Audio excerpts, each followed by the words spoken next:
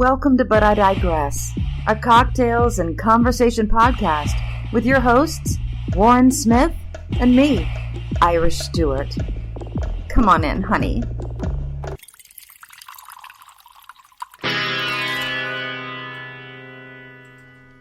And yes, welcome to another podcast, another edition of But I Digress. I am, of course, Warren, and I am talking, of course, with the gorgeous and wonderful Irish. How are you today? Well, I'm blushing now, although I know you're just blowing smoke. All right. I'm good. How are you?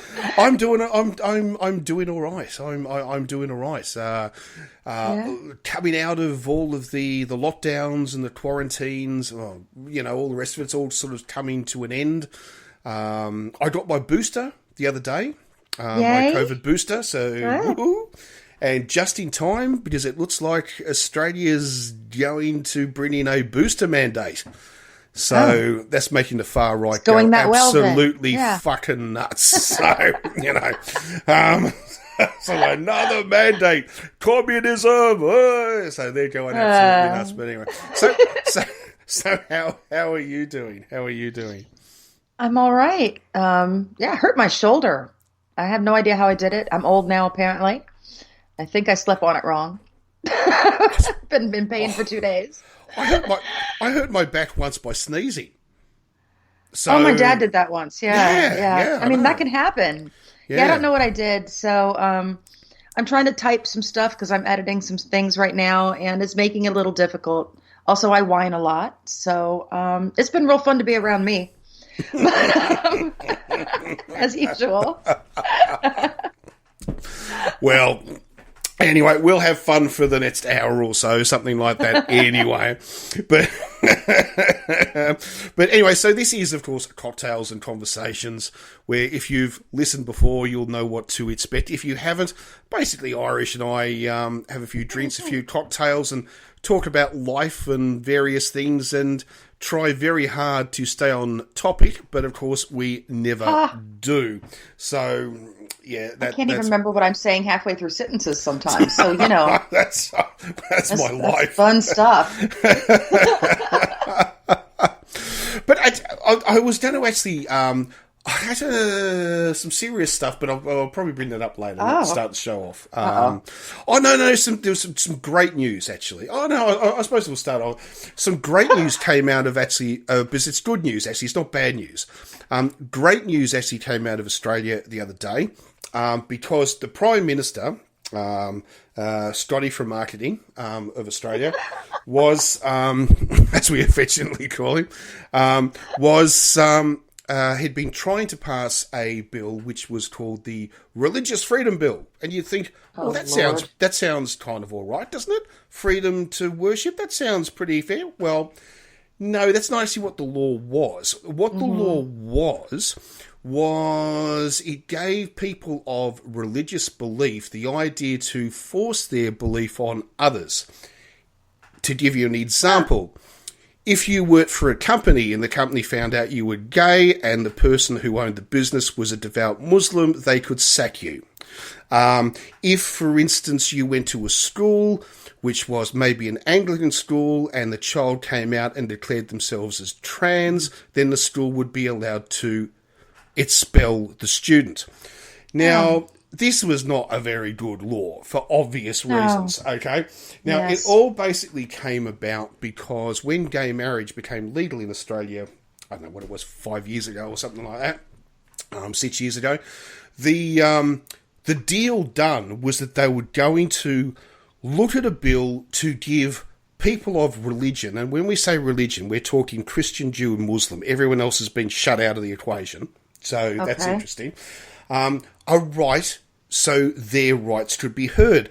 The problem is their right should not be sacking someone because they're transgender. Right? That shouldn't be. Right. So anyway, after a lot of fighting and all the rest of it, it passed through the lower house. And, because Parliament went to the Senate looked at it, and they basically said, we're not even going to argue it. It's too bloody complicated. There's an election probably in 6-7 weeks. fuck it. No, it's not. We're not even going to talk about it. Ed is thrown out. So they've thrown it out. They're not even going to discuss it. So this is fantastic news. Because ScoMo, Scotty from marketing, Mr. Scott Morrison, is looking like he's going to lose big time in the next election. And the Conservatives wouldn't that be nice then? Will be done. Although it's never that simple. You know what I mean? It's never that simple. So we will see. But the good news is that the anti-transgender, anti-gay laws have been quashed, absolutely killed. Well, that's fantastic. So this is really, really good news. This is all. You have to remember, this is all about a couple of people in the Liberal Party, which is, I know, Conservatives, and I know that confuses people, but it's Australia, it's backwards. This was because a highly religious group within the Conservative movement in Australia who have a problem with people who are transgender, basically.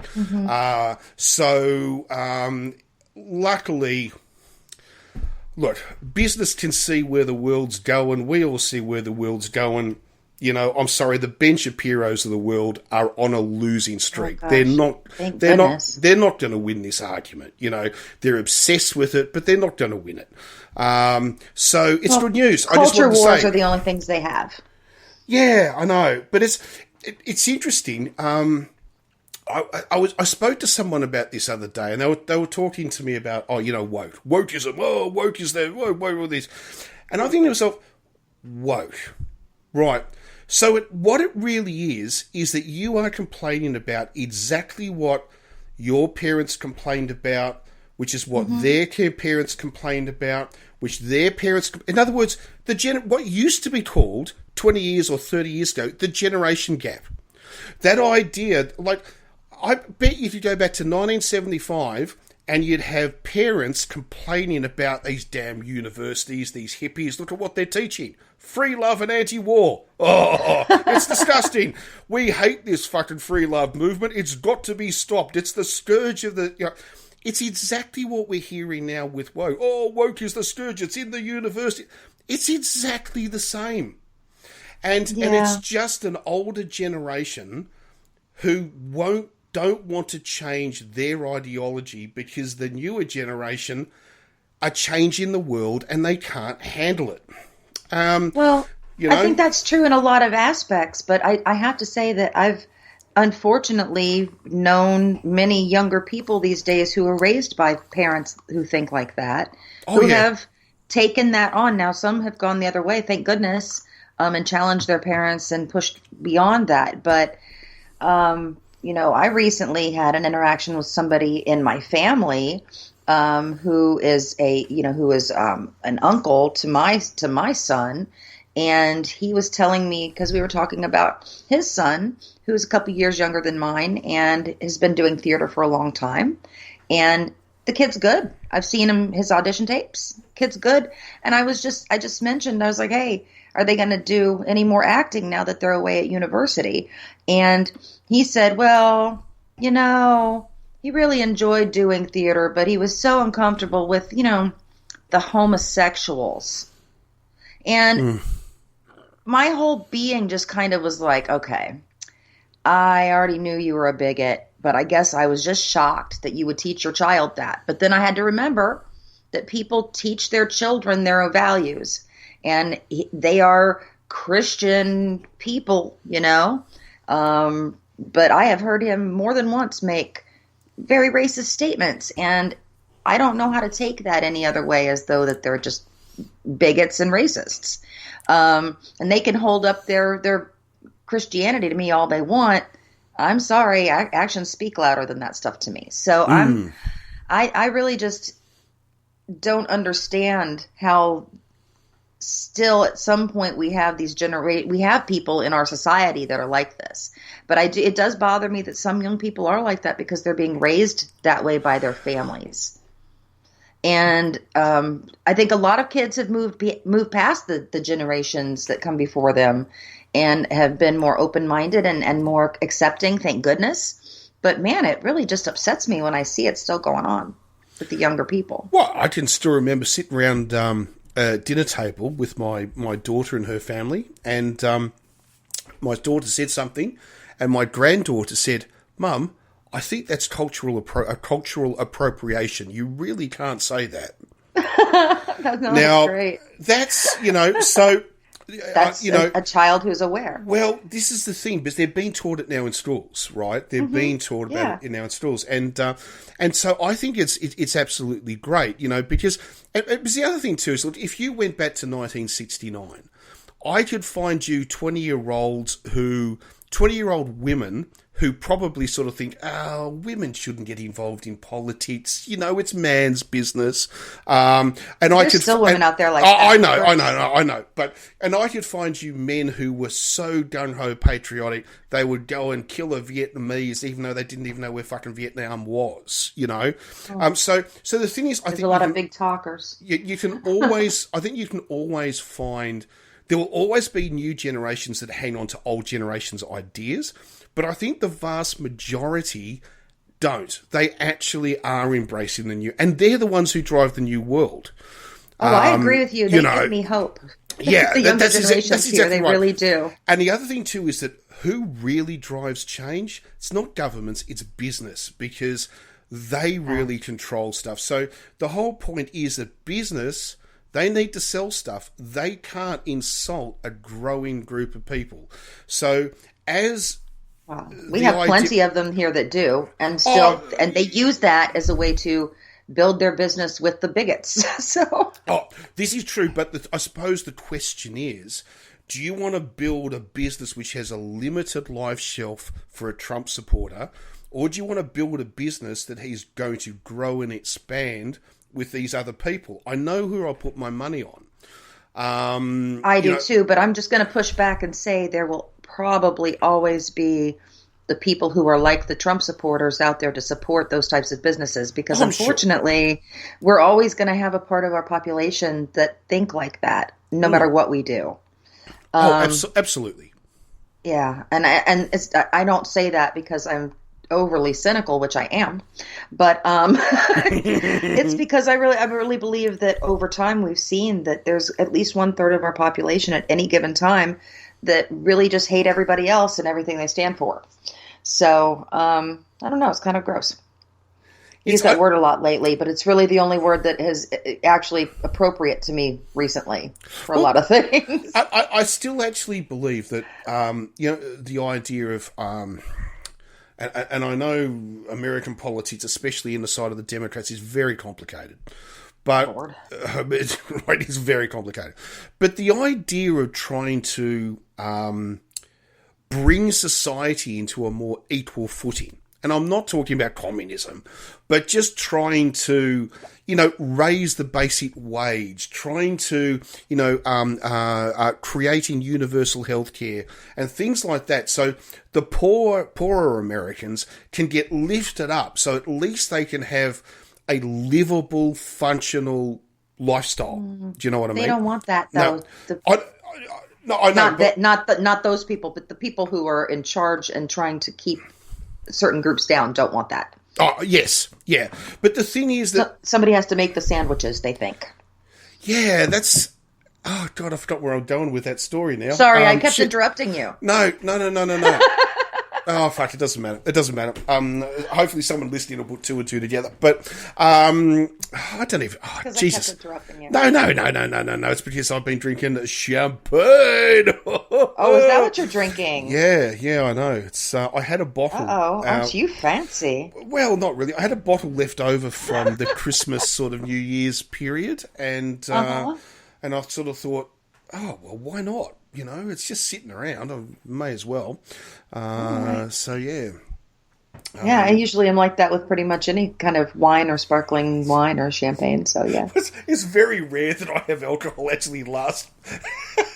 I mean, well, I was like, that's pretty impressive. I wouldn't have still had that. I was about to say, it's 2 months ago, So that was that was a problem I used to have too. In the days when I remember we attempted to actually store wine, like lay it down in a cool part of the house and all the rest of it.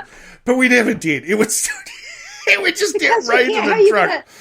That's it. Yeah, you just go drink it. I mean, I don't know how people buy it and put it away. That's ridiculous. I buy it because I want to drink it, which I'm doing now.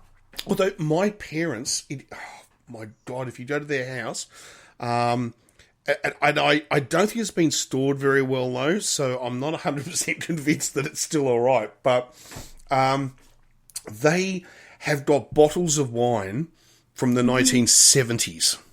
Oh my gosh! 1970s vintages. Are they laying on their side? Are they? Oh yeah, stored on their yeah, absolutely. But I don't think they've really made a huge effort to keep them in a very cool environment or anything like that. So, I know the wine rack that they used to have in their old house was just in a cupboard in a spare bedroom. So probably through summer it got stinking hot.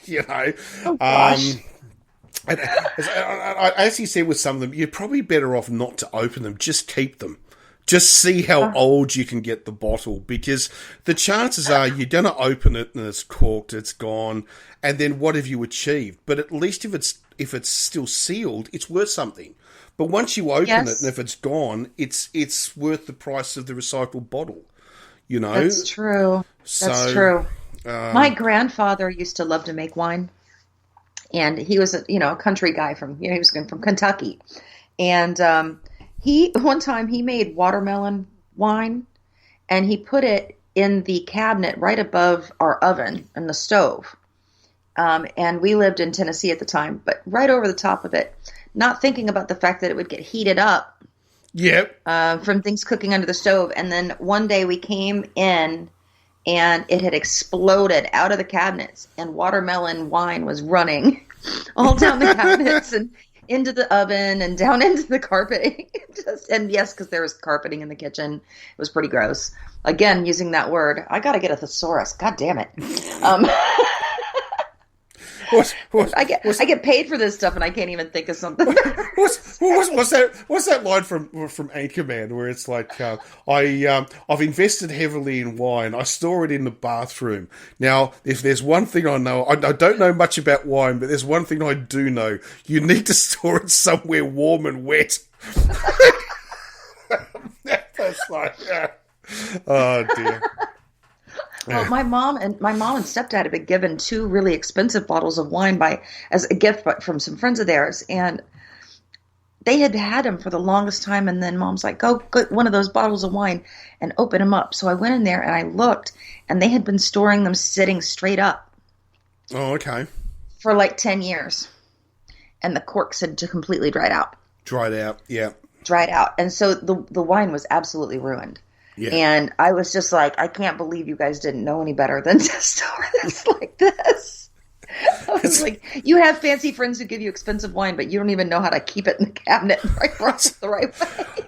Some of the stuff, I remember last time I was going through their wine, they've got champagne, as in French champagne from Champagne. So real champagne, not, sparkling wine from... Not champagne. Yeah. Yes, and it's stuff from the it's vintage champagne, which is very rare, to get vintage champagne. But they've actually got vintaged champagne from the 1980s. And it's, oh my God, it's quite amazing. I don't know how to feel about it, but maybe. I mean, if it's stored properly, maybe. Yeah, this is the problem. Who knows? That's why I just say to them, just don't open it. Just keep it. Just keep it. Just keep it. Yeah. Because one day someone will, I don't know, someone will sell it and make a few dollars off it, maybe. Because wow.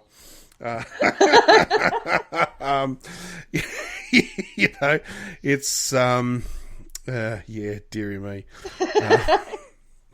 It doesn't really matter. I mean, the thing is that my mother loves her sherry, although they don't call it sherry in Australia anymore. It's called a Pira, and because I don't cook with sherry. Well, you're not allowed to call it sherry because if it can only be called sherry if it comes from Spain.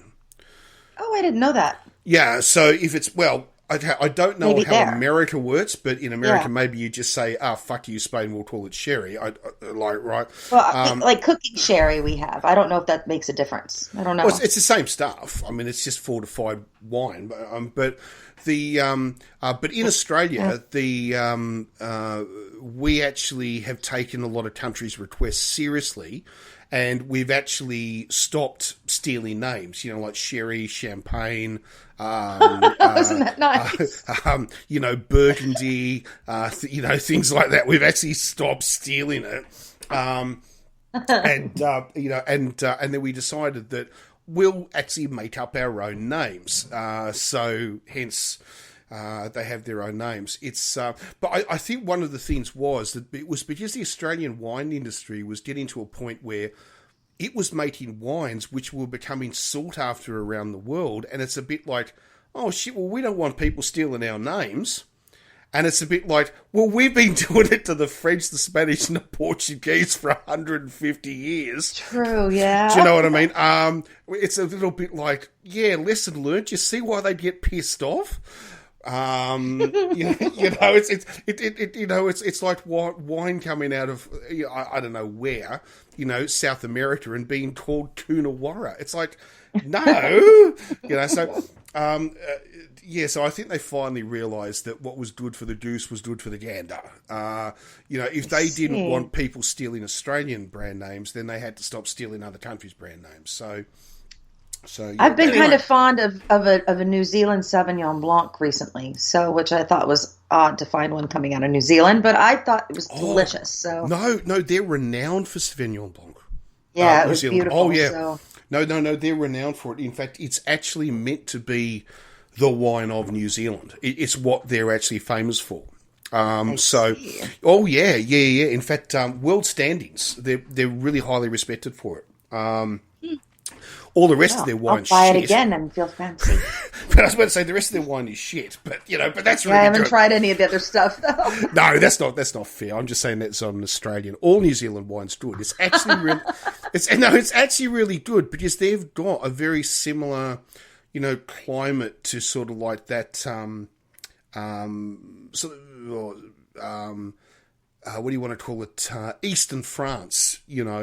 So it's Normandy in that area. Oh no! Where my No. I was going to say not where my people are from. No, that's northeastern. That's western. Oh, you're right. France. That's western. Yeah, you're right. I don't know geography.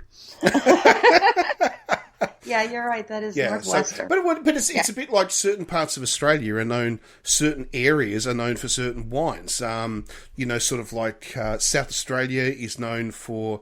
Northern South Australia is known for its Rieslings, whereas Eastern South Australia is known for its Shiraz. That's where Coonawarra comes from. I love a Shiraz, yeah. And in fact, to the point where Australia wants to literally, say Shiraz is an Australian brand name. And it's like, I don't know if you can quite do that, but because it's actually an Arabic word. Yeah. It's just that Australia basically decided we would use Shiraz as a name in much the same way that the British decided to come up with the name Claret. And so it's... Oh, look, I'm going all over the place with this. But what I was trying to say was, as long as my mother has her sherry or her port or whichever, okay, because she does love a good Bristol cream from Spain. Because, as she says, if it's good enough for the Queen, it's good enough for her. And I sort of say, but you hate the Queen. You absolutely detest the Queen, right? And she goes, yes, I do, but she's got good taste. Oh my gosh! Oh, my mother. Well, but she still has, she gets good quality things. So well, that's it. In other words, if it's by royal appointment, which Bristol cream is, right? So it's so it's good. So she does love a Bristol cream, and of course, my father, as long as he has his single malt Scotch, he's happy. Oh, he's got an entire Scotch cabinet. It's just a glass cabinet in the living room, which is just for his Scotch. It's not Scotch bottles and Scotch glasses. It's just a Scotch cabinet. Well, he enjoys scotch, apparently. Yeah, but there's never more than 3 bottles in there. It's not like it's packed with scotch.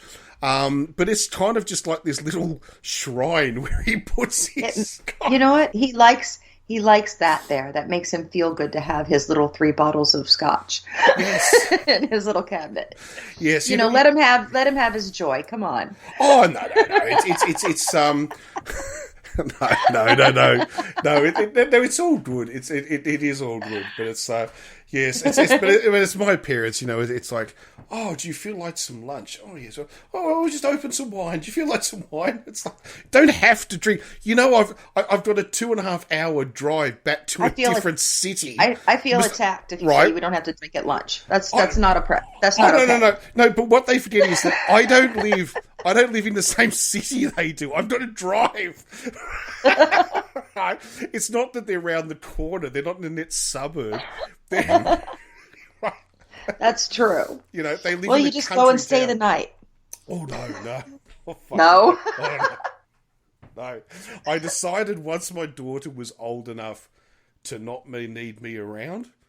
Yeah. I was never going to spend the night in my parents' house again. Oh my gosh. Yeah. It might be wise. I should have made that same decision when I was younger, but I did not. And now here I am. No, it's cohabitating. No, I care for my parents a lot, but I just don't want to spend the night. That's it. What? I understand this. I also don't want to spend the night in the house with my parents. It's like that old argument, and I think it's very true. Grandkids are great because you can love them to death and then hand them back. And I actually think that parents, for me, are a bit like that. You love them to death, but you can walk away, you know, and that's kind of, I don't know how to do that. No. Every situation is different. I'm only talking about myself, not about other people. Oh, I know. So. I know. I'm saying I don't know how to do that. It's sad. I feel very sad now. I have to go. Oh, dear. But I'll tell you something else actually happened. What? I got an email. I wanted to talk a little bit about TV. Was it from a Nigerian prince? No, but it was a con. As in, it conned me. Not in. Okay, I'll tell you this story, right? I got an email. Okay, and it was from Amazon. Okay, now it was a legit email from Amazon. Okay, it wasn't a con or anything like that, but it just said Amazon, and the title was "I Want You Back." And I thought, my membership hasn't expired. I'm sure it's fine. Right. I don't know what they're doing. So I hopped onto the website and I double checked. Yeah, it's all fine. Amazon Prime membership is fine. I don't understand. And I suddenly read the email a little bit clearer with my glasses on, and it was saying, watch the new series of I Want You Back on Amazon Prime. So it wasn't a con. No. And I had gone to the computer, and I had gone to Amazon, and I had gone and looked up my account information, and yeah. What? So they're just trying to sell you on a show. Yes. So speaking of shows, then, tell me, because you said you'd been able to finally watch some of the new Magnum. Oh yes, I did. Well, I did a couple of things actually. There was There was one which actually brought up a point that I kind of wanted to talk about, because I binge-watched all of the Mission Impossible films. Oh, you did? All 6 of them in a row. Okay. Okay, and I don't know, it brought up some ideas in my mind about how we watch cinema and things like that. But Magnum. Magnum became available in Australia a few weeks ago, so I've started watching it. Okay. So I'm up to episode 5 now in season 4, and I'm still loving it. I'm still loving it. But I feel like the stories aren't very solid. I don't know if that makes sense. They're not. It does make sense, because I've been talking about how it's bad writing. I know. There's no. Look, when you watch the original one, the stories should be very simple, but there was guts to them. were Like, there was actual Yes. guts to them.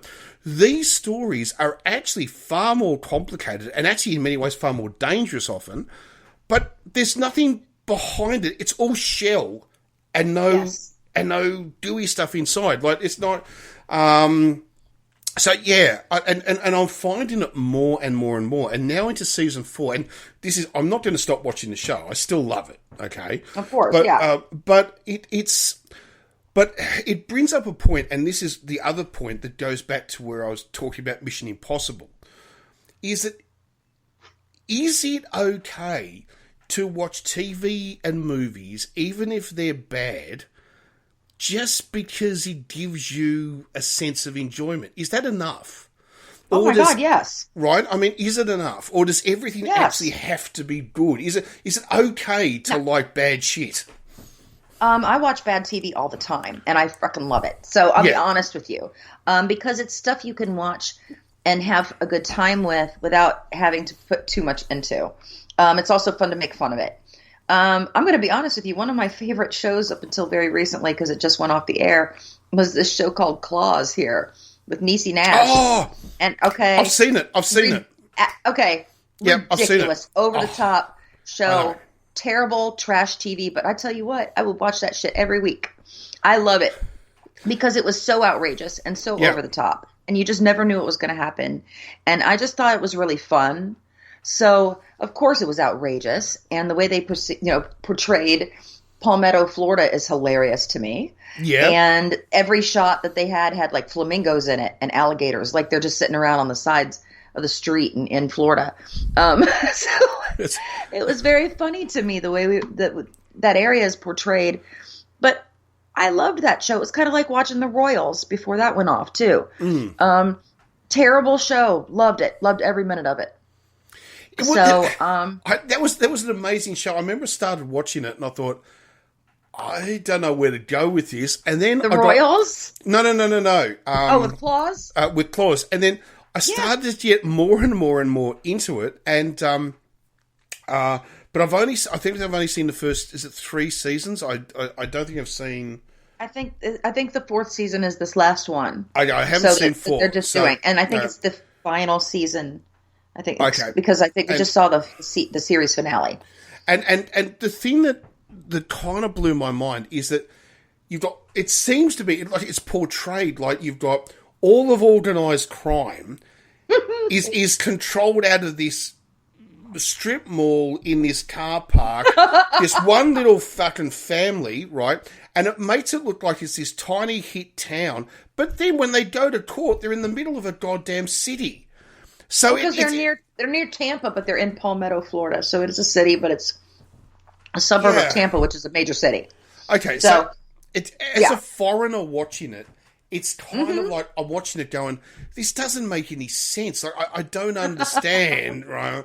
But then that's just because I'm not, I'm an Australian. I'm not an American. I don't understand all of that. Oh, but even in America, you wouldn't have understood it. It's fine. All right, okay. It was pretty ridiculous.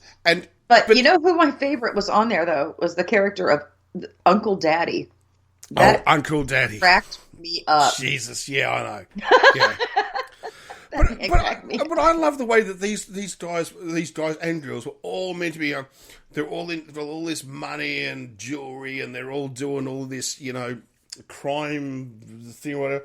But where do they eat? They eat on park benches from drive-through shrimp takeaways. It's all like whenever you see them eating, they're eating shrimp out of a cardboard box on a cart. Right? Was that just me, or was that like? Well, there's a lot of fast food there. I mean, what they're showing is that these are more common everyday people that aren't necessarily going to fancy restaurants, but they're living the high life and driving nice cars because they're spending. They pull up in a Ferrari, it's absolutely ridiculous. But then they're getting deep fried shrimp from a trailer. Have you ever had deep fried shrimp from a trailer, man? No, go watch it. All right, fair enough. No, that's a fair point. That's a fair point, actually. But that is a fair point. But no, but the only thing that the main character, I've forgotten her name. Oh, that's Niecy Nash's character, Des. Is the only thing that would annoy me. I mean, I liked her. I thought she was very good. I love Niecy Nash. But the only thing about her that would drive me mad was the idea that she spoke on behalf of everybody around her, and it started to get a little bit annoying in the end. She talked about, we're family, I stand by you, as long as you agreed with her. And it started to get a bit annoying in the end. It's like no one was allowed to have their own idea. It had to be her idea, sort of thing. They do address this in this last season. So oh, do they? Okay. They do address it. So I will just say that. I don't want to give spoilers in case people haven't seen it. And they also like trash TV. Right. But, okay. I was sad it was over because I looked forward to watching it. But now I've just moved on to trying to finish up Queens, which is also kind of trash TV, but I like it too.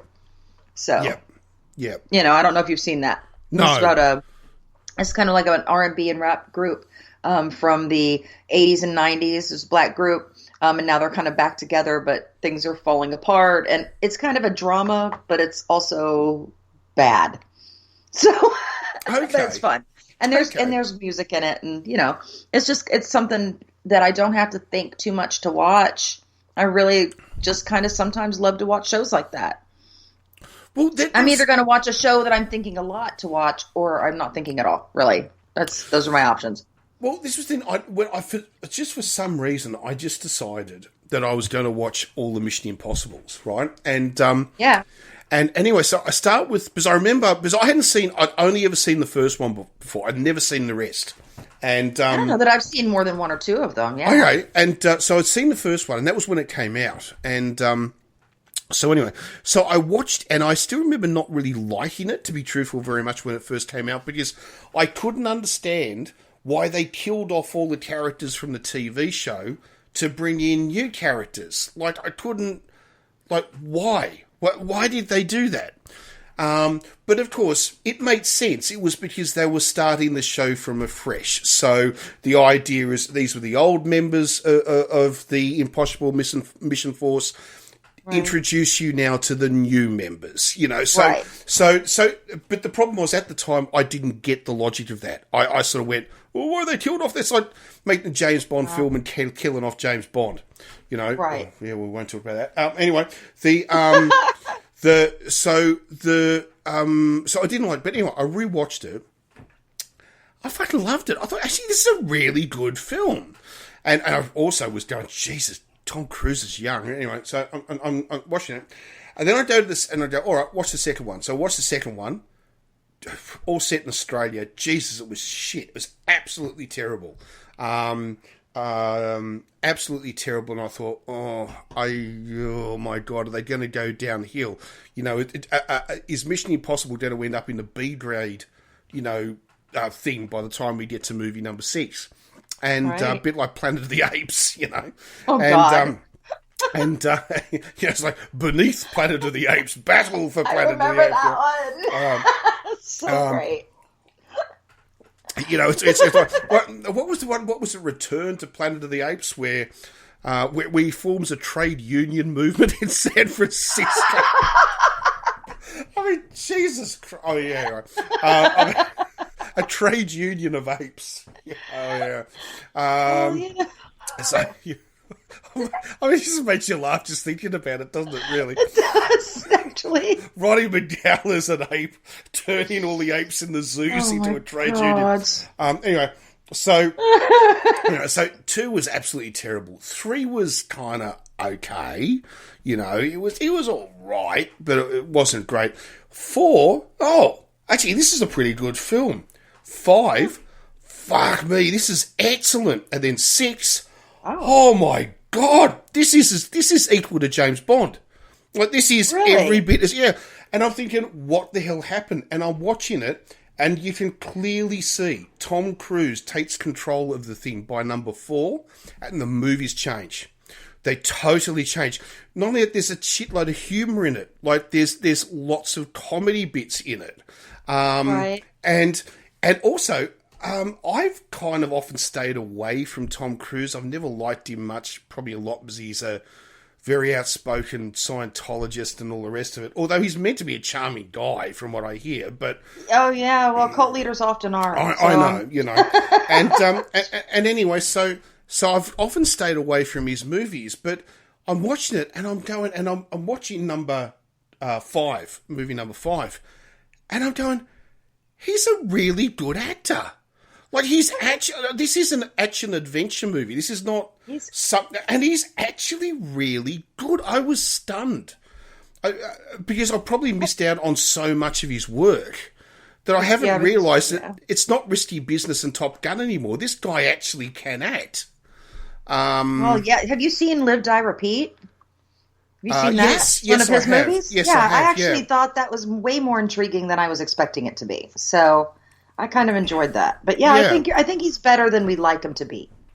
You know, like than you think he's going to be at this point.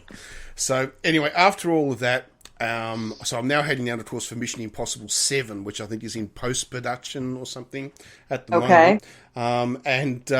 And what did I do? I hopped on Amazon and I bought the Mission Impossible watch. So I'm wearing it. I'm wearing it right now. The Casio W5900. I'm wearing it right now. Yeah. So it's the watch that he wears in the original Mission Impossible. So I couldn't help myself. I just I mean, I understand that. Sometimes you just have to have something. They're a dime a dozen. They're worth $60. That's it. That's what I'm saying. Just sometimes you just have. But it is kind of, it's interesting that the watch being worn by Tom Cruise, anybody can go and buy one tomorrow. The watch is worn by James Bond. Seriously, it's a $20,000 watch. You know, it's like, it's such a difference. You can get a fake one. Well, yeah. A lot less than that. You could do that. You could do that. You could do that. Yes, this is very true. But it's no. But it was interesting. It was a whole new experience. I just got batteries for one of my. I told you before that I like men's watches. I like to wear men's watches. I don't like to wear women's watches. I have a Fossil watch that had digital screen on it. It has a little dragon on it.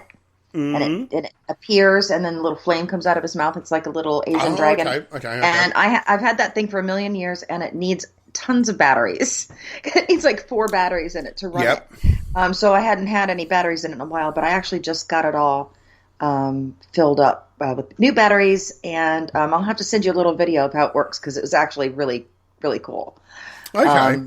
Yeah, I don't know about you, like if you know Fossil watches, but I'm sure you do. They're not like super expensive or anything. Fossil's a bit like, in the watch collecting community, Fossil is kind of like the Antichrist. They're like the... Well, this is not like an expensive watch, but I really loved it because of the digital dragon on it. But cheap watches are popular in the... I mean, the Casio 91W, which is a digital watch, they're worth $10 US. You can buy them for. You can probably even buy them in, what do you call it, gas stations. Like they're literally on the rat ride for $10. Watch collectors love them. They absolutely adore them. Cheapness, being cheap isn't actually... Watch collectors actually don't go against something because it's cheap. I think... I like to say inexpensive. Thank you. Inexpensive. But the main watch brand that you never mention to a watch person is Daniel Wellington. Because they'll punch you. I don't even know what that is. No, they'll punch you in the face. They're thanks for the warning. It's Daniel. Well, they have to be rather, I don't know, aggressive watch collector. But no, Daniel Wellington. You should take it down a notch. It's a really popular fashion watch design, and there's a few other companies out there. They're all based out of China, and they sell watches for $300, and the watch is worth 50 cents. It is cheap Chinese garbage. And I'm not having to go with China here in this. I'm just saying what's inside it is cheap crap. Like cheap crap, right? That's a shame. And they sell it for hundreds and hundreds of dollars. And because of their aggressive advertising campaigns and marketing, they've made a lot of younger people think this is a really cool item to have. And it's a piece of junk. It's an absolute piece of junk, which is a shame, That is a shame. But, it is the magic of marketing. It is. It is. It is. I always say to people, if you want a really good watch, if you want a digital watch, buy a Casio. If you want a mechanical watch, actually something that actually has a heartbeat, no batteries, a heartbeat, buy a Seiko. If you do that, you're buying quality and you're getting something really cool. Anyway, it's not an advertising campaign. I don't even know we're going down this track. I was going to say, are they sponsoring us now? I'm not aware. If Seiko would like to sponsor us, I've got my eye on a king turtle. So I'd love a king turtle, or actually a captain. No, scratch that. A Captain Willard. Actually, I'd love a Captain Willard. So it's only $2,000 worth of watch, but I'd love it. So you put that right out there, honey. It's a beautiful watch. Speak that truth. It's the watch. It's the watch that was worn by Martin Sheen in Apocalypse Now. I see. Yeah, it's a real. It's.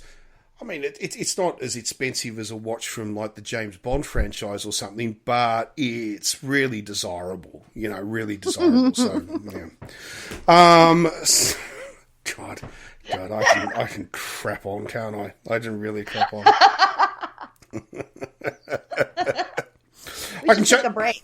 All right, let's take a quick break because I saw something else on YouTube the other day, and I thought it'd be an interesting thing to bring up. So, okay, so let's take a break, and when we come back. All right, we'll be right back. Okay. And we are back, and I've refilled my. Well, actually, no. Geez, I haven't refilled my champagne. Actually, I'm going to do it now. Here we go. Maybe you don't need any more champagne if you don't know if you've already refilled your champagne. Well, this is very true, but you always need champagne for a champagne conversation. I didn't realize I was champagne level conversation. But all right. Absolutely. Oh yeah, most definitely. But something happened the other day. I was watching YouTube. Okay. And it was, you know how you get suggestions that come up on YouTube based on whatever, okay? Yeah, and of course the algorithm that's trying to feed you right-wing. And of course, and you always want to, punch the screen and send an abusive email to them when they send you something that's linked to, Ben Shapiro or Fox News or something like that. Yeah. But there was something came up, and it was funny moments with Keanu Reeves. And I've always liked Keanu Reeves. I've seen him interviewed a couple of times. He seems like a really interesting man, very interesting man. Yes. And also he seems like a very nice man. He seems to be. He's got looks, talent, and he's nice. Like he's got the full package sort of going on there, and he's kind of like the Selma Hayek. There's everything going on there. Do you have a man crush on him, Warren? Because I would understand why you would. Maybe a little bit, yeah. Maybe. Okay, all right. But there's nothing wrong with that. Although no. To be honest with you, he's a real. Like you look at him, he's got the hair, the beard, the way he dresses. He's a charming guy, but if I was that way persuaded, that's not my type. No. I said a man crush. I didn't mean you wanted to have sex with him. Oh, okay, fair enough. Oh, well, in that case. Okay, well, in that case, yes, absolutely. Why do men always jump right to that? Oh my god! I don't know, because we're morons. No, it's just kind of like a platonic, like a fascination with somebody. Well, I find him really interesting. I find him very interesting. And even though a lot of your films he's done, I have no interest in whatsoever. But sure. But I find the guy quite interesting. And anyway, so. I thought, so I hit play, and it was doing it, and he was doing all this stuff, and then he was on a British show. I think it was Jonathan Ross, and I didn't realise Keanu Reeves is half British. I didn't actually know that, and his mother was actually British, either. And he was on Jonathan Ross, which is a British chat show, sort of thing, and he was talking about stuff, and he was talking about how they was talking about spirituality or something or other, and he was talking about how when he was young he saw a ghost, and that's okay. Lots of actors will talk about they've had experiences, whatever, but he then explained what he saw, and this blew my mind. As I only saw this about 4 or 5 days ago, right? It blew my mind. I think. One of the other shows when we talked about, because how my whole idea of this has changed dramatically over the last 18 months. It's gone from, this is bullshit, don't be ridiculous, to, that's interesting, I'd like to learn more. Like, it's changed a lot, okay? And, but I had an experience, which I think I told you about, when I was a child, when I saw something which you would describe as a ghost sighting. Mm-hmm. And, which I still remember made you laugh several years ago. It's like, you don't believe in this shit, but you saw it. What the fuck are you? But that sounds like me. Yeah. But the thing was, what he described was identical to what I saw. And I thought, wow, because it wasn't just similar, it was identical. And I thought, that's really, because there's clearly nothing in common between me and Keanu Reeves, if you know what I mean. So I thought that was really, really interesting. What he saw, the idea of seeing walking clothes without somebody inside the clothes. That's exactly what I saw as a child. He said he saw a suit, but no one inside it walked past him. When I was a child, I saw someone in like a, what do you want to call it? You know, like those lumberjacky, checky shirts and pants, walk down the hallway, but there was no body. It was just the clothes coming down. I couldn't see it. Right. And and so the thing is that I sort of thought that was really freaky, that, my God, this man saw exactly the same thing. Maybe there's more to this. Oh, it took Keanu Reeves to get you to go that side. No. I didn't mean maybe there's more to spirituality. I know. But what I meant was, I'd never in a ghost story heard somebody tell a story of exactly what I had seen, right? Yeah. Every ghost story had nothing in common to what I had seen, but this was identical. And I thought, oh, that's interesting. Yeah, well, I guess I guess it would make you feel, a little bit more confident in what you'd seen if other people shared an experience that you had never talked to about, or they couldn't know about yours, and it was very similar. I could imagine. Yeah, so I just thought that was very, it was interesting. It was, I don't know, it's just that the story was so similar, and I thought, yeah, that's, I don't know. It doesn't make me more of a believer, yet less of a believer or anything like that. I see myself now as having an open mind rather than a closed mind. Thank you, Iris. Which I think is important. I think it is too, actually. I think it's like anything, going into any situation with a closed mind is bad. It's, it's like even someone like, what's his name? Oh my God, the really famous physicist who's on television all the time, and I've forgotten his name, with the moustache. He did the remake of Cosmos with Neil deGrasse Tyson. Yes, because he's my pretend internet science boyfriend. Yes, Neil deGrasse Tyson. Sorry. Okay. Yes. But I've heard him often sort of say, I don't believe that, but I'm open to the idea based off evidence. In other words, I've not said no. I'm just saying that I don't think it's feasible or whatever, but I'm not closed to the idea. If you can come to me, I'm still open, to the idea. Well, that's 90% of the stuff they show me on Ancient Aliens. I'm definitely open to the idea of these things, okay? Oh, but 90% of the things on there, I'm like, come on, man. I just spat my champagne all over me. I'm sorry. Oh, God. Hang on. Yep. Ancient Aliens. Oh, my God. That show has got to go down in history as one of the... And in fact, how the fuck did that show ever get made and produced by the History Channel? I don't have the History Channel. Look, come on, not lately. That's in name only. Okay, yeah, as History Channel in name only. It's a ridiculous channel. A lot of stuff is silly on there, but even at the beginning of Ancient Aliens, look, I really enjoyed the show.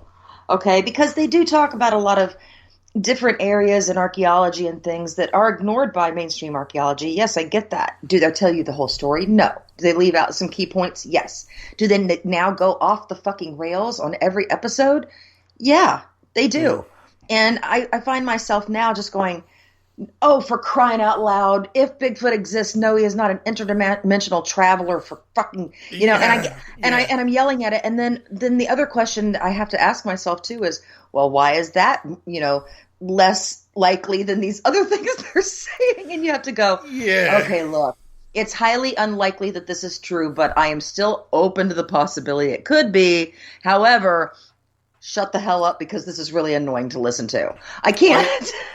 I just don't have enough patience for it. I think my problem with things like Ancient Aliens, or even we go back to the 1970s, those books, Chariots of the Gods, and Eric von Daniken is a huge part of this problem. I know. Well, he basically started this all, didn't he? Really, He did, and he affected my grandmother and my own father in ways I can't begin to tell you. I'll be honest. When I was a child, I believed all this shit because it was in print. So they were making, I believed it all. Listen, okay, well, I'm going to push back here. I don't not believe that it's possible that some of these things happened.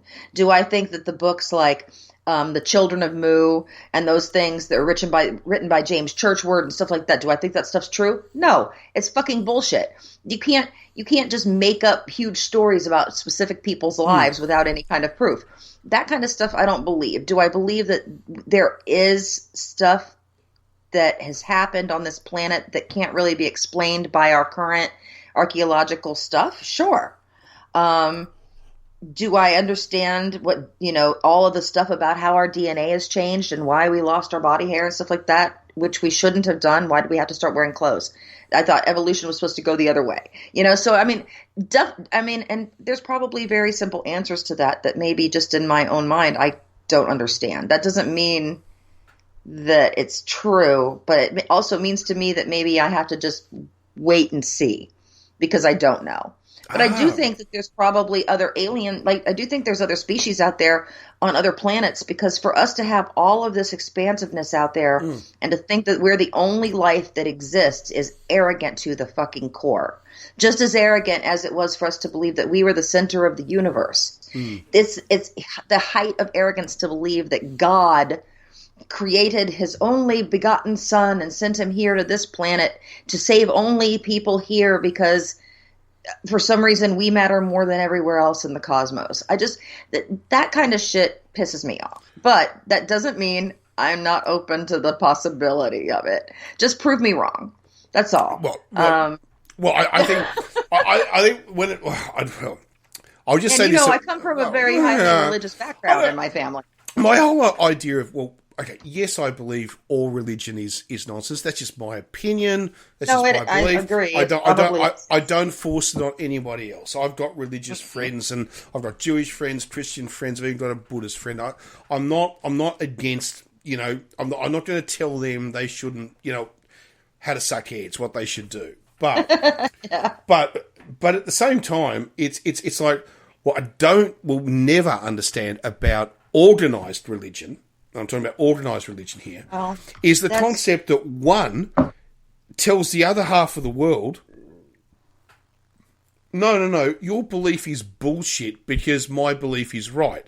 Because what makes arrogance? The idea, the idea of the story that came from the Israelites that then would go into Judaism, then would become Christianity, and the offshoot of Islam would then basically, they have the right to dictate to the people of Asia and the Americas and Australia and Africa all of their religious beliefs, which apparently are all bullshit. So apparently all the Chinese beliefs, the Japanese beliefs, the indigenous American beliefs, the Aboriginal beliefs of Dreamtime, apparently it's all bullshit. It's all bullshit because it all has to be one religion, even though, the whole point is that as I did hear, was it Richard Dawkins, who's obviously dead now, but once made the comment, it's a little bit like, well, hang on, you want to talk about God. Which God? You want to talk about Zeus? Yeah, who's God? Do we want which God? Because just because the there's been one who's been the most successful, basically via a marketing and a military campaign, is the most successful. Well, hang on. What about Thor? Hey, yeah. I mean, why is he's pretty badass? Well, the whole concept is, why is the belief in Zeus or a belief in Thor ridiculous, but a belief in Christ mandatory? Like the whole idea, like for instance, if you went to someone generally in general society and you said, "I believe that Thor is real, absolutely real," you'll be laughed at. Well, except for paganism isn't quite as laughed at as it used to be, but still, I think a lot of people do laugh at it in the same sense that they would laugh at anybody who was highly freaking religious, in my opinion. Yes, I know. But the whole idea that if I say to someone, I believe in Christ, and go through all the stories of Christ and all the rest of it, that's I believe you, I respect you, all the rest of it. I tell the story of Zeus sitting on a mountain, on a cloud on top of a mountain. A myth. And now that is viewed upon as being, well, that's bullshit. How do you believe that stupid story? Well, that story is just as realistic. Do you know what I mean? It's like, it's I don't know.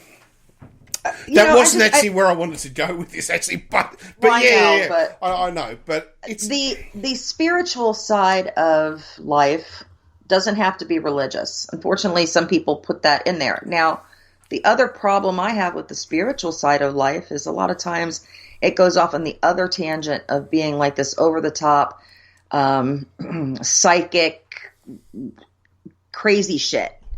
Okay? Yeah. Don't get me wrong. I've spent a lifetime with people who believe in oils and crystals and things like that. And I love rocks. I've got tons of them. Do I use them for things? No, not really. Sometimes I've got one that I like to rub a little bit just because I like the way it feels on my thumb. It's more of a stress relief thing than anything else.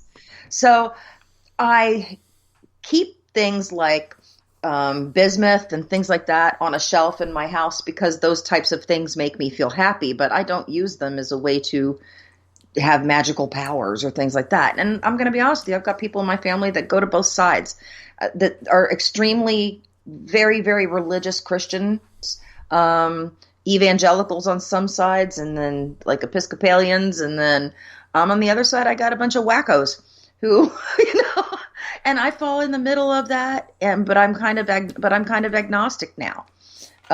It's not that I don't believe there's something out there, but I'm not going to say now what I think it is. And because none of it matters until we're dead. And by then it'll be too late. So it won't matter anyway. Well, not really worried about it. I'm just going to do the best I can here. Well, But I do own 3 wands, so watch your ass. But I use those at Universal at Harry Potter, though. Don't get me wrong.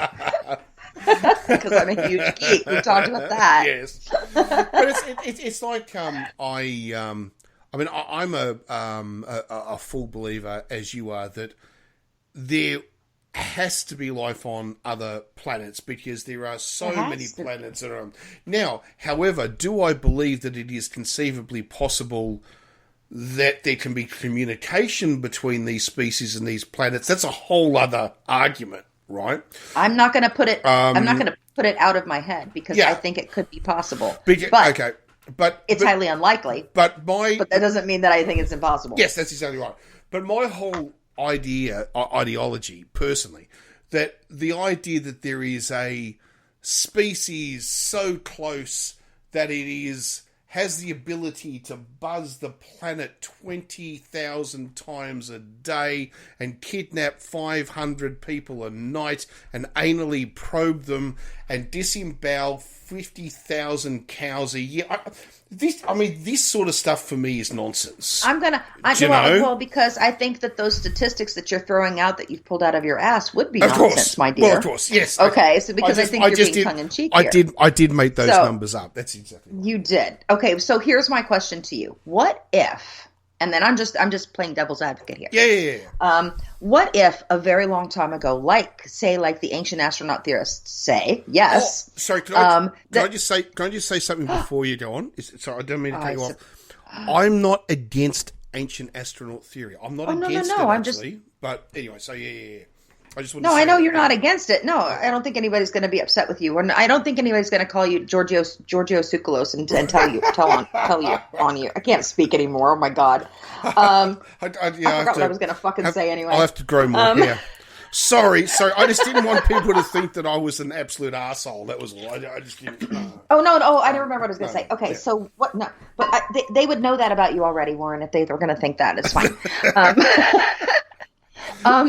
My thought is, okay, so what if, say, the Anunnaki, just like they say way, way back in the time of the Phoenicians and ancient Babylonians, what if they really did come here? And what if, in order to keep themselves safe or whatever it is, because of whatever happened, I don't know. I'm not even going to try to speculate. But what if they went into the underwater areas of our planet?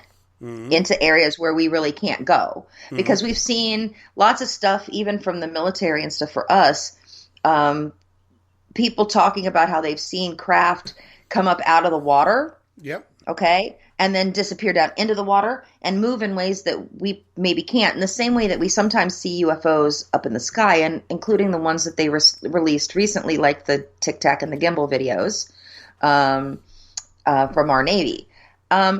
What if they've been here the whole time, but they living in places that we can't really get to easily, let's say in deep sections of our oceans? I mean, do you think that that's a possible explanation for some of these sightings, or do you think it's always completely got to be a misnaming? I think okay. First of all, I think probably 99% of spots can actually be easily identified by anyone with. You even think like the USOs? Military people can still misidentify shit all the time. Asked an Iranian airliner over the Gulf in the 1980s. Watching something go plunge under it at certain speeds. No. I'm interrupting. No, I'm sorry. Go ahead. No. I fully get this. I fully get where you're going. I'm just curious. Yeah. Now, do I believe it's impossible? No. Actually, the whole idea to set yourself up. In other words, you arrived 3,000 years ago and you set yourself up and all the rest of it. And it's almost like, but the whole idea of it for me is that it's like. So you set yourself up here 3,000 years ago to monitor, and it's like, Star Trek with, what is it? You have the Star Trek laws, you can't interfere and all this sort of stuff. So the Prime Directive. Prime Directive, right? So Prime Directive number one. So let's say they're living the concept of Prime Directive number one, and I don't believe any of that. No, but the whole, I just think. I don't know. I mean, first of all, you have no idea what the life cycle and how this species even thinks, works, whatever. But 3,000 years just seems ludicrous. But then again, 3,000 years for this species might actually only be 5 generations. So it might be. Right, okay, so I take all of that, on board.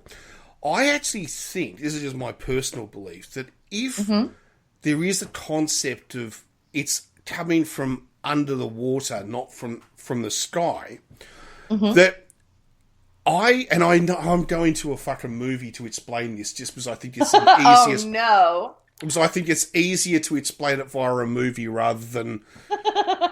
Has anyone seen the movie Abyss? Yes, I've seen the Abyss. Now, I know actually, I think it's a really good movie, actually, to be truthful. No, I actually enjoyed it a lot.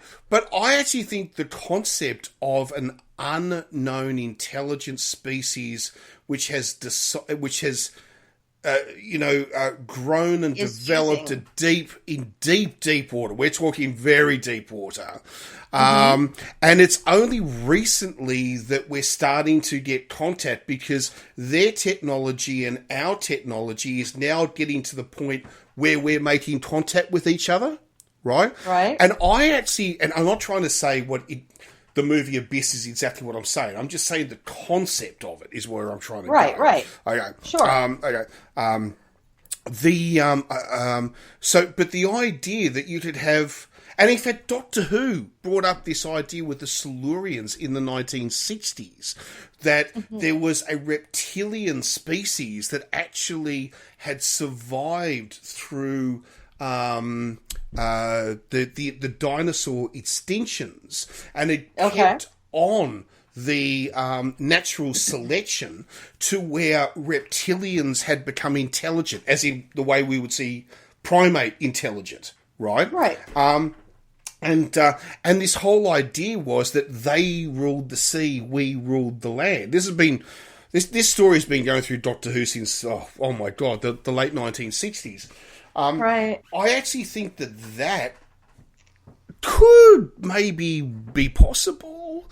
Right. And I think that's maybe, in my mind, more possible than people arrived here 3,000 years ago, built cities under the sea, and they've just been watching us for 3,000 I'm not saying years. cities. No, I see what you're saying. Yeah. But there's just so many areas on our planet that we can't even get to because we're not able to do that based on the pressure and things to it. I think about, too, do you know that the octopus is not related to any other real species on our planet? We don't have a DNA connection to them in the way that we do to other animals. Yeah. I didn't know that. I did not know that. Okay. And so there's some speculation that they may have arrived here on like a meteor or things like that they could have come from somewhere else in a sense and grown and adapted here on this planet. I get what because you're they saying. are so highly, it's very strange, but supposedly they are so highly intelligent. I don't know if you've ever seen any of the experiments that they've done with them, where they can figure out how to just crazy smart. I'm actually never going to eat one again. To be honest with you, no, it's because there's eating a dolphin. It's sentient. Yeah, it's too sentient. Yeah, I mean, usually I would save that for mammals or something, but I think they're too sentient now. I can't do it, and I just discovered recently how delicious they are, and I'm just not going to do it ever again. Just have squid instead, because that animal is dumb as dog shit, so you're okay. Yeah, they're not the same. They're a very different animal, even though people think they're the same, but they're not, right? One swims forward, the other one swims backwards. They're very fucking different. There you go. That's just the whole... Well, there you go. That explains it all, Forward is smart, backwards is dumb. But it's... But they're like an alien species on our planet. They are a fucking amazing animal, though, the octopus. I mean, it really is. I mean, my understanding that the intelligence of an octopus has been, from the way we test animals, and none of this is perfect, because you know what I mean. Because we're human, yeah. But we believe that they're far more intelligent than a dog, and a dog is a pretty intelligent animal, right? So it's some... they can figure out how to get through mazes. They can move their bodies into the tiniest little spaces and squeeze through. They can unscrew things from the inside. Like if you put them in a jar and screw a top on, they can unscrew it. Now that and get themselves out. That blows my mind. If you put an anchovy in a glass jar with a screw top, drop it in the water in front of an octopus, it will open the jar to eat the anchovy. That is fucking amazing. I mean that. Yeah, like that really creatures. Is amazing. Yeah, I know they're an amazing animal. So I actually stopped eating pigs. I will say I stopped eating except for once in a while. I will eat a piece of bacon, but I try really hard not to. Mm-hmm. But I used to eat a lot of pork. But once I learned how smart pigs were, I literally couldn't do it anymore. And I just, because they're smarter, they're like as smart as dogs, or smarter than, eating a pig is like eating a dog, pretty much, as in... Yeah. I know. It is, I know. Yeah, I agree with you. I'm not trying to convince anybody to go vegan, because believe me, I love meat, and that's really, it's really hard for me to say these things. But I feel like I'm becoming more aware of other species on the planet, and whether or not they're sentient. And so as I'm discovering more and more sentient animals, it's like, I'm definitely not going to eat that. Okay, well, now I can't eat one of those. Yeah, but there's nothing... I'll put it this way. There's nothing wrong with that. Because here's the thing. People who say, oh, that's fucking ridiculous. What are you talking about? Well, then serve them a plate of deep fried dog. They won't eat it. They won't eat it. All right. Yeah. So Yeah. So the whole idea, if you then say, I'm still eating meat, but I'm not going to eat this animal or this animal, there's nothing wrong with that. We do that all the time. You know what I mean? I feel like I'm starting to slowly whittle myself down. I didn't tell you. I ate an Impossible Burger the other day. I forgot to tell you. Oh, what did you think of it? You know, this is the second time I've tried it, because the first time I tried it was at White Castle in Nashville. And they had these, they do the little sliders that are steamed. Right. And they had them there. It was like one of the first ones I'd seen. And I asked for one to try it, but it wasn't cooked all the way through.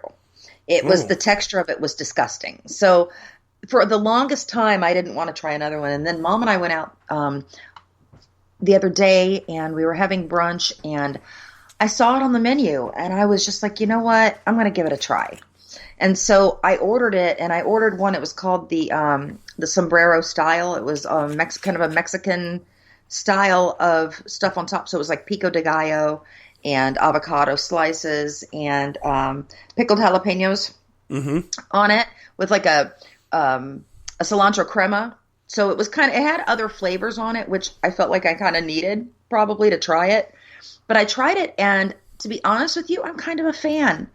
I don't know that I would get it every time that I'm out if I wanted a burger, but it's definitely something that I wouldn't turn my nose up now at, which I was kind of surprised. I'm not usually a fan of things disguising themselves as meat. This is the argument of there is because I've been vegan and I've been vegetarian several times. Yeah. I've done the vegetarian thing. I've also done the vegan thing. My daughter is currently a vegetarian. She has been for quite a long time now. And although she eats fish, so yeah. So pescatarian. Pescatarian, yeah. And and it's only because she loves sushi so much. And in fact, I had I don't know if I told you, I had vegan, or rephrase that, vegetarian pate for the first time at Christmas that my daughter mentioned made. That, yes. And it's I'll put it to you this way: it was a work in progress, but I reckon it would work. It just, she was learning. Do you know what I mean? So I'm not going to have a go. If you weren't expecting it to taste like regular pate, yeah, maybe it's fine. Well, this was the thing. By about the third cracker, I was going, I get this. And I've got to admit, it was a bit light on for the spice. It needed a lot more pepper, a lot more spice in it. Okay. But that was seasoning. Yeah, but that was just refinement, Yeah. But the where am I going? So this argument about. Oh, sorry. Go on. No, I was just wondering what it was made of. That's all. I don't know. I'll have to get it to tell you. I really don't know. I'm just curious. Actually. Yeah. Okay. But the whole idea is, I know there are some vegetarians who want products that imitate meat, but are vegetarian. There are others who want to go down the fact that, no, we want to break with that. We want things that taste vegetable, not meat. Like, that was my thought though. Yeah. Is like, if you don't want to eat meat, why are you pretending things that aren't meat are meat? I don't get that. Well, yeah, but I think it's because they think they're going to try to win people over from the other side. But I've never been a fan of fake meat. So this was kind of weird because I know it's like lab grown something. So I'm a little bit iffy about that kind of concept too. I'd much rather just eat the raw vegetables or roasted vegetables or things like that and not pretend that it's something that it's not. I'd rather eat a fried green tomato sandwich or a grilled portobello, and or a garden burger or something like that if I didn't want meat. But I would not pretend necessarily that it was a real burger because it's not going to taste like that and it's not going to fool me. Because I like red meat, and it's really a bad thing. No, look, so do I, but I've cut it back quite a lot because I stopped being vegetarian and then went back to meat. But I tried to cut it back again one, I hate to say this, meat costs a fortune these days. I don't know what it's like in America. No, but everything's going up. When I was doing the shopping online the other day, and because I do all my shopping, home delivery now. COVID has changed everything. My attitude is I'm not going to go to a Great Emo War supermarket to buy food. I'm sorry. I'm not saying I don't go out. I won't go places, but there are some places I don't need to go. Right. So yeah, and it's also great because once a week I place my order and it just gets delivered. I've got my food for the week. That's nice too. Yeah.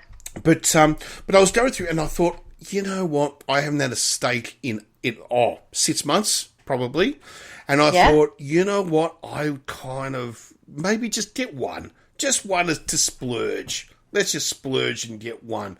Maybe one Saturday night or something like that, or Sunday night, you have a steak. And I thought, it was $25 for a steak. And I thought, wow. Gosh, what cut did you get? What did you get? That was just a T-bone steak. And you're paying for the bone with that, love. Yeah. And if you wanted to go just to the real cheap slices of steak, it was still $8-9. And I sort of think, and it's expensive. I'd forgotten how expensive red meat actually is. It is. When you can buy an equivalent, when you can buy a fillet of fish for twice the mass for $3. Yeah, but I'm going to be honest with you though. I don't like fish as much as I like red meat, and that's part of my problem. When I was 6 years old, my parents tried to become vegetarians, and it lasted about a week, and I had a tantrum in the kitchen. I stomped my foot and told my mother, I want steak. So they stopped being vegetarians because I had a tantrum. And to be honest with you, especially since I got pregnant with Noah, I was craving raw meat with him. And the doctor was like, you can't eat raw meat. And so ever since then, I eat my steak, I order it blue. Okay. And I don't, Me too. And so, I want it seared quickly on the outside and I want it basically raw on the inside. So I realize now that eating the red meat in the amounts that I did before, because I don't really like ground burgers or things like that as much. Steak, oh my God. Yeah. Like I could eat it every day, all day long. And Iris, you've got to try a kangaroo steak. Oh, I've had kangaroo. Right. But not steak. I've had it ground. Oh, no. Steak, pan-fried blue. So it is amazing. It's absolutely amazing. See, here I am. I'm trying to be better, and you're trying to make me eat raw animal flesh. But going back to when my daughter was still under 18 and lived in my house. I still remember we would go which disgusted somebody else so much, but anyway, we won't go down that path. We would buy kangaroo meat all the time because my daughter and I love kangaroo, and because our belief is actually that in a country like Australia, why the hell have you got cows wandering around destroying the environment, which aren't natural to the landscape? When there's kangaroos by the fucking... Yeah. Why not farm kangaroos? Like, we couldn't... I agree. Environmentally, it makes so much more sense, right? Yeah.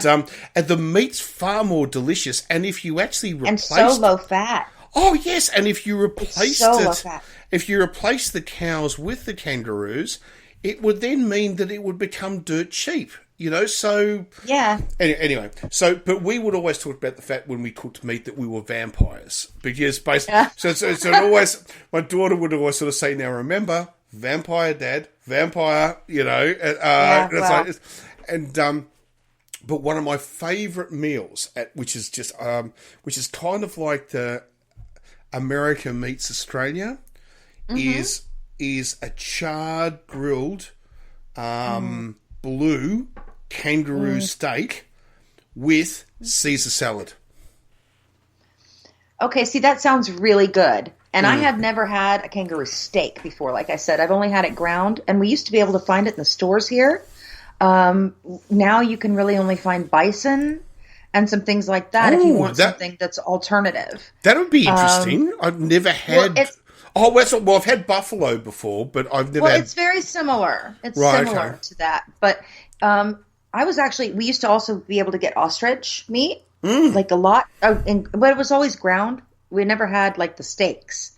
I haven't seen that in the stores in years here, to be honest with you. I would normally eat stuff like that because I don't know, those are just delicious and very low fat meats. The worst one or the best one is in Australia. We used to have a shopping centre called Daimaru, which was a Japanese chain store. It was in Japan, Singapore, and Australia. Only places in the world, all right, where this was, and it was a Japanese-owned shopping complex. And we had one. It was only one in Australia, and it was in my city. Woo-hoo-hoo! And and on the ground floor was all food. That's all they did on the ground floor. I love that. Right? It was 7 floors of Japanese loveliness. As my daughter said, ground floor and 4th floor, Japanese toys, and ground floor Japanese food. Forget the rest, right? And my God, I would just love it. Oh, it was brilliant. Because the toy store was just full of all the Japanese toys and books and all this stuff. And the ground floor was all the food. And they did do... and they had a Japanese cafe on the ground floor. And and they had a sushi. I told you how much I love Japanese food. I know, right? But anyway, they had a Japanese butcher, right, in the shopping centre. And we would go there and literally every Sunday. Although sometimes Saturday afternoon, but at least once a weekend, we would go there, and we would go and we would whatever, but we'd buy stuff from the butcher, and even like we'd buy. Look, I don't want to bore people with what we'd bought, but because you know what I mean. But some of the meats that I got to try for I'd never eaten emu before. And that I bought emu from there. Ostrich, never eaten it before.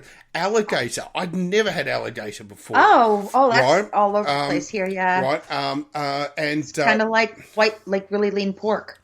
Yeah, really amazing, and it was amazing. All the things. And one of my little things was, you know, I'd buy entire sacks of fish roe, like in the sack. And I love fish roe. Just oh my God, yeah. See, I am not a big fan of that. Because I would do something I remember my grandmother would do, which was fish roe with a like a sour cream sauce, and it's like okay, well that's very Norwegian kind of so I know very. I don't know how she actually done. I don't feel it was probably a friend told her about it, but anyway. Well, it's Germanic, you know, and all of this sort of stuff, and you could buy this jerky from South Africa, this beautiful South African jerky. Really? Which you call it jerky, don't you? The dried meat. Yeah, the dried meat. My son loves to make it. Oh, okay. He makes it all the time. But it was so good, and we were. And this was the other thing too. We were members, right, of Daimaru, and so we would twice a year get an invitation, and we would turn up at like after the store had closed, like at about 8 o'clock. And you'd turn up and you'd walk in the door and there'd be someone there with like in the movies, you know, with the thing of champagne on the tray, and you'd take your glass of champagne and you'd wander around the store and you would do your shopping when the store was closed with a glass of champagne in your hand. That's kind of fun. I know. Just for a little experience, you know. And I still remember when it closed. My daughter and I went on the very last day, just the two of us, no one else, just the two of us. And we went on the very last day, and I still remember she bought a Japanese book. What the fuck it was, I can't remember. She bought a book, and we had lunch at the cafe. We had, and you ready for this? Lunch was just simply a bowl of rice with this sauce, which had been stewed all day, just poured over. $4 each, like $4 each for this bowl of rice and sauce, which was just gorgeous. And I bet my daughter and I had the best afternoon. But as we were driving home, it was really sad because it was like we can never go back again. Like, because we knew you looked at the clock in the car, and as it clicked over 5, that was it. It was never coming back, and it was such a shame because my daughter grew up with it. They built it literally when my daughter was born. Wow. So, yeah, it was. Well, that's really, a shame really that you sad. don't get to experience that anymore. Oh, you know, I have to tell people something too. I have to give them a little bit of a tip about emu. You mentioned emu. Emu. Excuse me. Yeah, emu. Excuse me. Sorry, yeah. Emu. That's all right. No.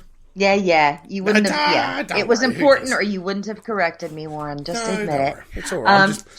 I'm just a prick. That's all it is. I know, but that's part of why I love you so much. When people talk, okay, you know, here in the U.S., we have a lot of theme parks, especially here in Orlando. And one of the big things that you get snack-wise at carts and different things here in the U.S., when you're at Disney or at Universal, are turkey legs. Okay, they're roasted turkey legs. And they are these big-ass turkey legs with these big tendons in them, but they're roasted, and it takes a lot to eat them because they're huge. Well, guess what I found out recently is that a lot of those turkey legs are actually emu legs. Really? Yes. Wow. Yes. Because the reason that they make them so big, it's actually cheaper to buy emu leg than it is to buy turkey leg at the same size. Well, do you know the other thing, too, that would be interesting about that? Emu is a much fattier meat than turkey, which means that if you were going to roast it or whatever and serve it just as a drumstick, it would probably be much more tender. It's actually delicious, but the tendons are massive in them. And that's how you can tell they're actually different than the turkey tendons, which we used to get the big turkey legs, but they weren't quite as big. And as they got bigger, the tendons were bigger and bigger. But that's because they actually switched to emu legs. Well, if you can imagine, you're talking about a 3 meter high bird.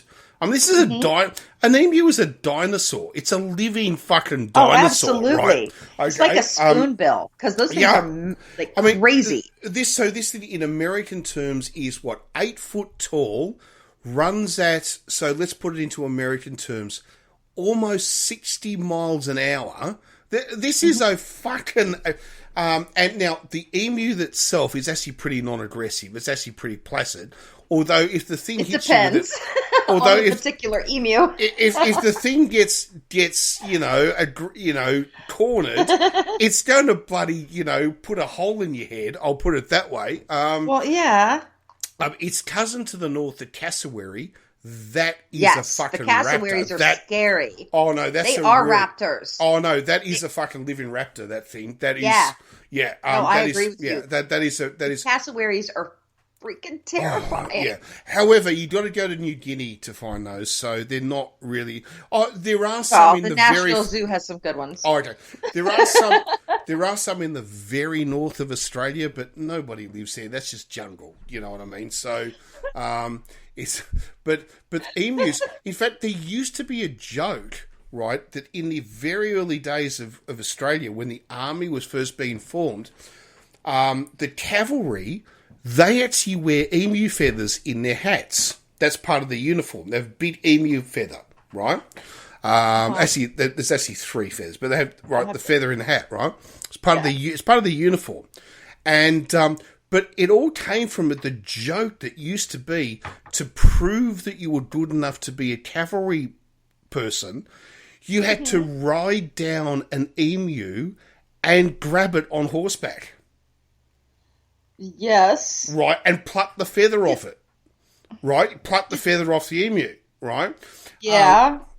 We now do actually know that the story's all bullshit. It's all nonsense. However, stockmen, which is what you call cowboys, they do actually do this game, even to this day. I know politically and environmentally it's a joke.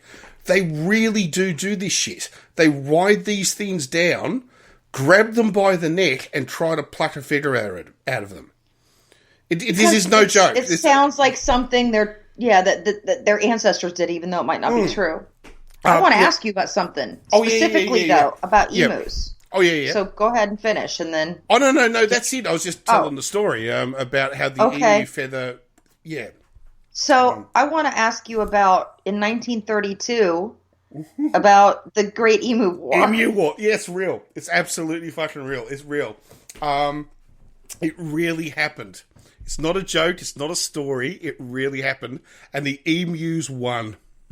That's what my son said to me. He told me about this, actually. Yeah. And so, I had to ask you, since we were talking about emus, I was like, wait a minute, let me ask him about this. So in 1932, you guys were, like, they were overrun with, Australia was overrun with emus? It's the story has, and especially, God forbid you get your information from YouTube, the story has kind of got a bit out of control, all right? So, okay.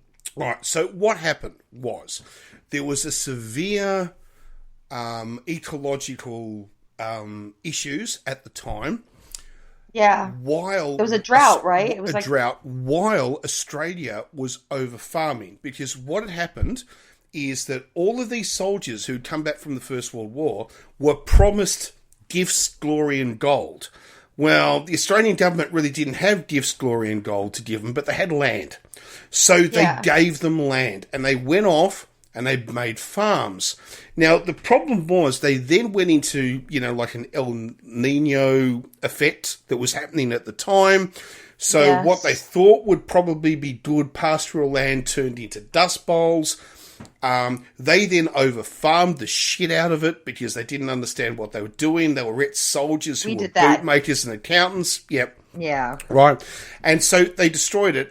And the thing was, the emus... Then the native then came through and then decided, free food, we'll eat this, and they flourished, absolutely flourished.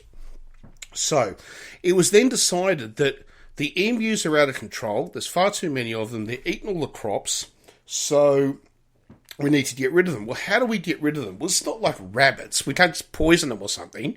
These things are 8 foot fucking tall velociraptors. What do we do? They're gonna kill them with guns. So.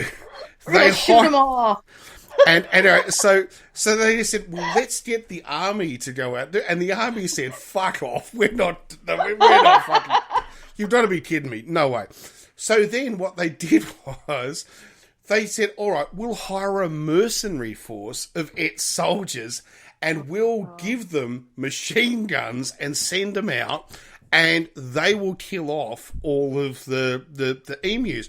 Well, the problem was that these are fast, tall, big birds, and it just wasn't that simple. You just couldn't set up... So the whole idea is there'd be 400 emus, and they'd kill 20 of them, and the rest would all scatter. So it just was an absolute disaster. And then, when it started to get into the public realm that... the Australian government was paying to kill the national bird, which, by the way, is on the coat of arms of Australia, right? It's actually on the coat of arms. If anyone wants to look up the coat of arms of Australia, you'll see there's a kangaroo and an emu holding the crest of Australia. And, Lord. Right, so they've been killed. So, well, are you eating them? No, we're just leaving the car. Well, what? Oh my God. You can't just murder these fucking animals. This is not right. Anyway, so it went on and on and on. And in the end, it was an absolute disaster because they were killing none of them. They were spending billions of bullets. They were spending huge amounts of money. And it turned into a national disgrace for the government. And, as we say here in Australia, questions were asked in the House, and the government basically had to say, yeah, all right, we're going to stop all that shit. And so, yes, the emus won.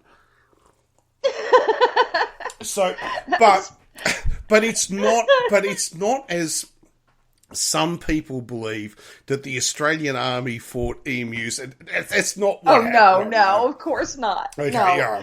Yeah, Noah was fascinated by the fact that they had gone out over and over again and tried, and they found groups of 1,000 emus, and they would shoot into them, and they would kill like 12 of them because all of them would just take off. Well, they couldn't realize these things were running at 60 miles an hour. They couldn't fucking keep up with them. I mean, it was absolutely ridiculous. And and so you had these ex-World War One veterans who, were probably the unemployable of the world anyway at that point. So these were, no. What I mean is these were probably the guys that no one else wanted to hire. So that's why they were out hunting emus. Yeah, so they probably weren't the best of the best, shall we say? They weren't the SAS or the Navy SEALs of what Australia had to. Black.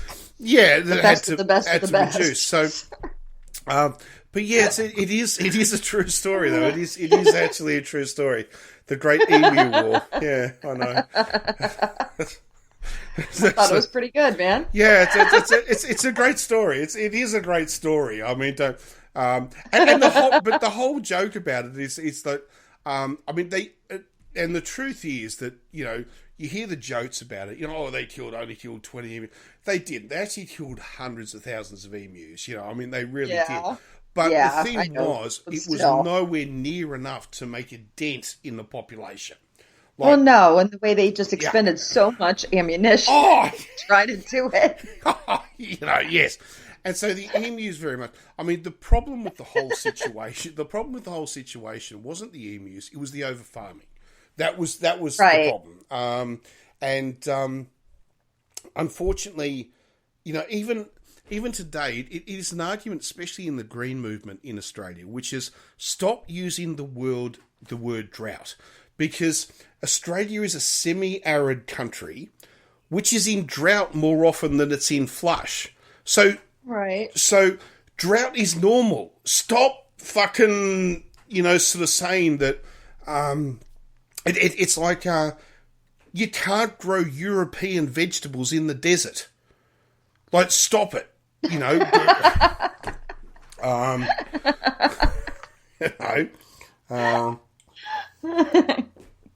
hey. You know what? It's getting late here for me. It is. And I have had a lot of wine. So